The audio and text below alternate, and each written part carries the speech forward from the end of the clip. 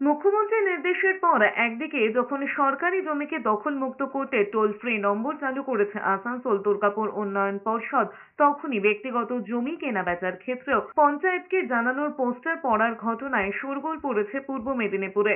সোমবার নবান্নের বৈঠকে সরকারি জমি দখলমুক্ত করতে কড়া বার্তা দিয়েছিলেন মুখ্যমন্ত্রী মমতা বন্দ্যোপাধ্যায়।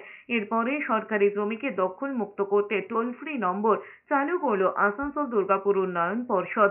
যে কেউ এই নম্বরে ফোন করে সরকারি জমি দখল সংক্রান্ত অভিযোগ জানাতে পারবেন। পাশাপাশি সরকারি জমিতে গজিয়ে ওঠা একাধিক হোটেলেও হানা দেয় পুলিশ। 3 জনকে গ্রেফতার করা হয়েছে। বাজেয়াপ্ত হয়েছে প্রচুর মদ।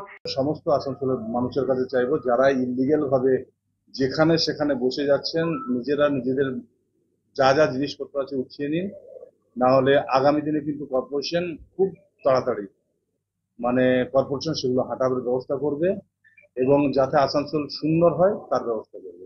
এদিকে পূর্ব মেদিনীপুরের শহীদ মাতঙ্গিনী ব্লকের ক্যাকটা এলাকায় পোস্টার পড়েছে, ব্যক্তিগত জমি কেনাবেচা করতে গেলে গ্রাম কমিটিকে জানাতে হবে। গ্রাম কমিটিকে না জানিয়ে কেউ তার ব্যক্তিগত জমি বিক্রি করতে বা কিনতে পারবে না। তবে এই বিষয়ে সম্পূর্ণভাবে এড়িয়ে গিয়েছে গ্রাম কমিটি। তবে গ্রামের মধ্যে কেন এমন হুলিয়া জারি হলো তা নিয়েই উঠেছে প্রশ্ন। গ্রাম কমিটি বিভিন্ন জায়গায় গ্রামের মানুষ নিজেরা করে, কিন্তু এটার কোনো আইনি স্বীকৃতি বা এদের কোনো আইনি ক্ষমতা বা কোনো কিছুই নেই। ফলে এটা করতে পারে না। আমরা খবর পাওয়ার সঙ্গে সঙ্গে সংশ্লিষ্ট গ্রাম পঞ্চায়েত, এটা পাওয়া গেছে কাকরদা গ্রাম পঞ্চায়েতকে প্রধানকে জানিয়েও দিয়েছি এবং আমি ডেকেও বলে দিয়েছি যাতে এটা ইমিডিয়েটলি সরিয়ে দেওয়ার ব্যবস্থা করা হয়।